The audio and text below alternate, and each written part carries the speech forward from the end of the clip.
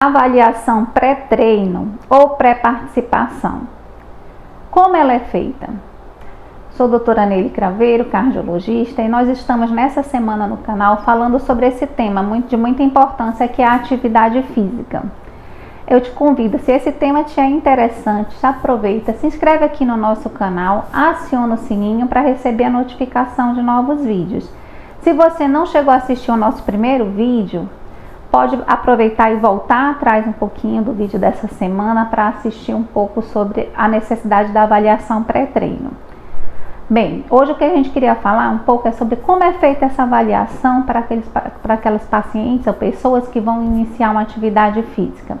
Ela começa com uma história clínica detalhada. Seu médico vai sentar com você, vai conversar e tentar entender teus sintomas, como é a relação, os sintomas relacionados à tua família, doenças familiares. Então, o que é de suma importância aqui? No nosso país, a doença de Chagas é uma doença que guarda correlação muito forte com o desenvolvimento de arritmias. Então, aquelas pessoas que vêm de área endêmica ou têm uma história positiva para a doença de Chagas, conhece o vetor, que é o barbeiro, devem ser investigadas em relação à presença desse tipo de doença.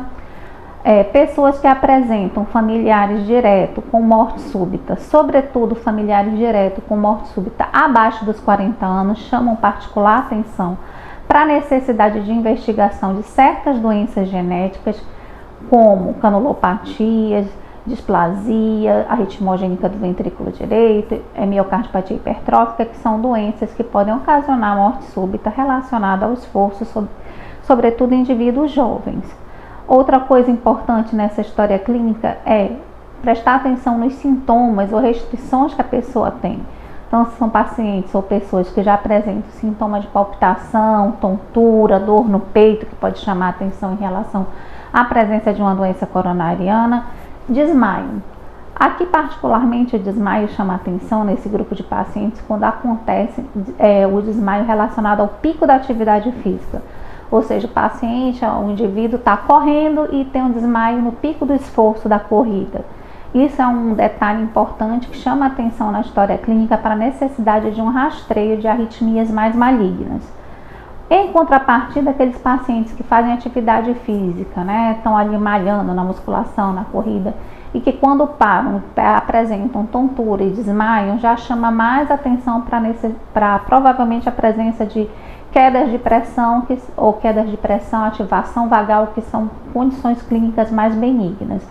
O teu médico, fazendo uma história clínica detalhada, consegue entender a sutileza da diferença dessas duas coisas para poder investigar melhor conforme seja o indício da história clínica.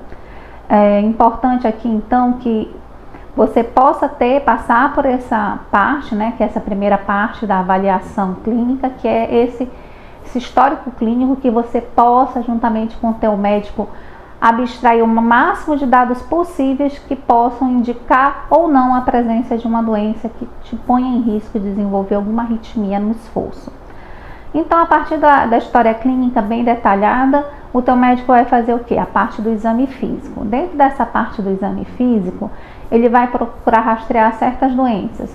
A hipertensão, o diabetes, a asma, doenças pulmonares de uma forma geral, todas essas são importantes. É interessante a gente salientar aqui que a hipertensão e o diabetes, eles têm uma grande vantagem de controle dessas doenças com a prática de atividades físicas, que diminui o sobrepeso e tudo mais. Mas os pacientes que se apresentarem descompensados dessas doenças precisam de um programa de atividade muito bem desenhado, um tratamento medicamentoso adequado, porque a atividade física, por si só, ela eleva a pressão arterial, isso é uma resposta fisiológica normal. Então, para começar a prática de atividades físicas com uma hipertensão descontrolada, não é adequado. É necessário primeiro fazer algum ajuste dessa parte medicamentosa para começar a atividade física. Isso pode impor um risco, Se você vai descompensado com a pressão extremamente elevada fazer a prática da atividade física.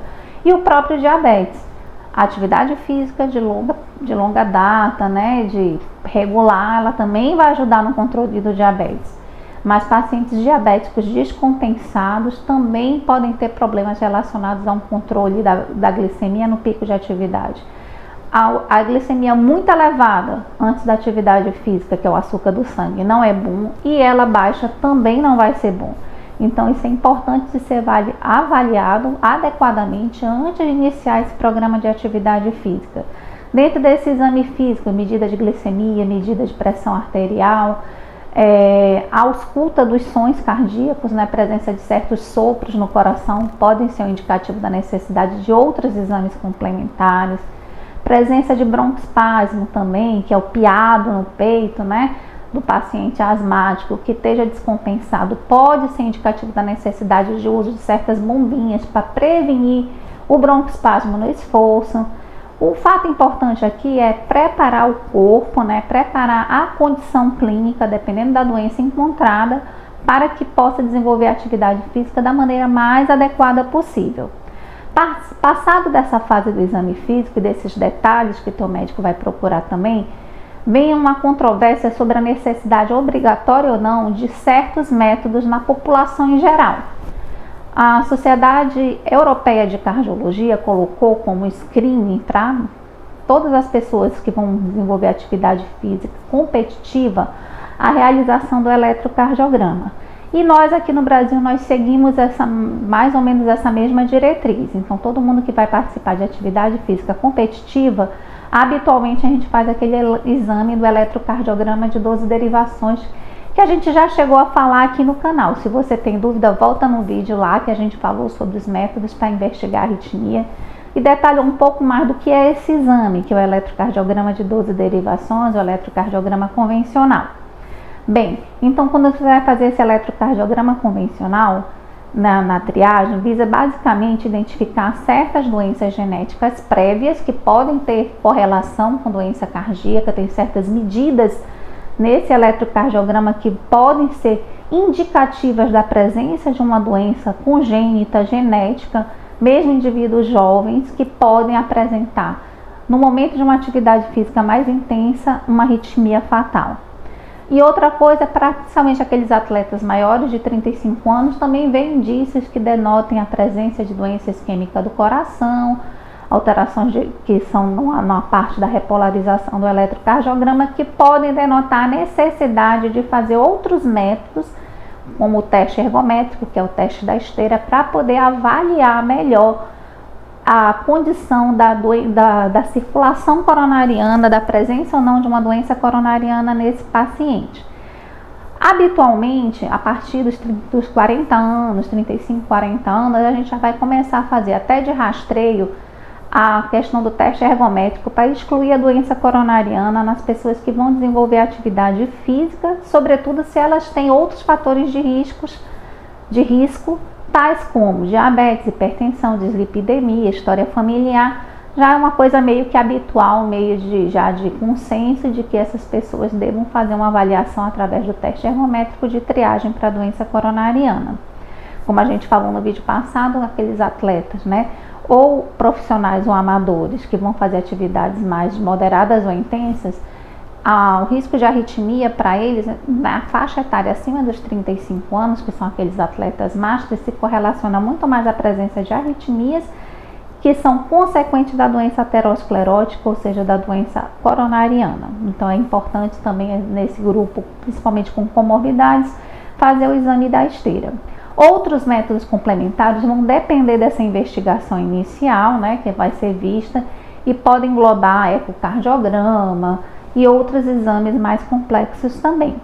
O importante é que a partir dessa avaliação você vai poder saber se pode fazer uma atividade física, qual o tipo de atividade física mais segura, qual o nível de atividade física que você deve fazer. Então, faz essa avaliação, né? Procura fazer essa avaliação se você está dentro desse programa, né? De fazer atividade física, que é muito bem-vindo, vai começar agora. Ou até mesmo se você já está fazendo e não fez essa triagem, aproveita esse momento, né? Essa dica, dá uma paradinha na tua rotina do teu dia a dia para pensar nisso. Opa, eu estou fazendo atividade, mas eu não fiz avaliação. Opa, será que eu estou me botando numa condição de risco? Leia-se, por favor, que a atividade física sempre é boa e a gente sempre vai poder avaliar, né, Quais são as restrições? Dificilmente a gente vai dar uma restrição absoluta para a atividade física, né? Podem ter doenças que têm restrição absoluta, mas elas não são frequentes. Mas pode haver uma restrição, a necessidade de uso de um medicamento prévio, de um cuidado. E isso aqui é o papel dessa avaliação pré-treino, né? Desses exames que são feitos, dessa história clínica e tudo mais, é poder te preparar da forma mais adequada para que você se desenvolva da melhor forma possível, né? Nessa atividade física, nessa atividade de esforço, e tenha os benefícios dela que com certeza existem. Foi muito bom aqui estar com vocês, eu gostaria de convidá-los mais uma vez. Se gostaram do conteúdo, deixa aquele like, né, pra gente, se inscreve aqui no canal, aciona o sininho e convida o pessoal que você sabe que tá aí querendo correr, querendo nadar, querendo fazer aquela atividade física, mas que ainda não fez uma avaliação, sobretudo se são indivíduos que têm algum sinal, um indício clínico de arritmia, história familiar de arritmia ou acima dos 35 anos com alguma comorbidade. Muito obrigada, foi muito bom estar com vocês, um forte abraço.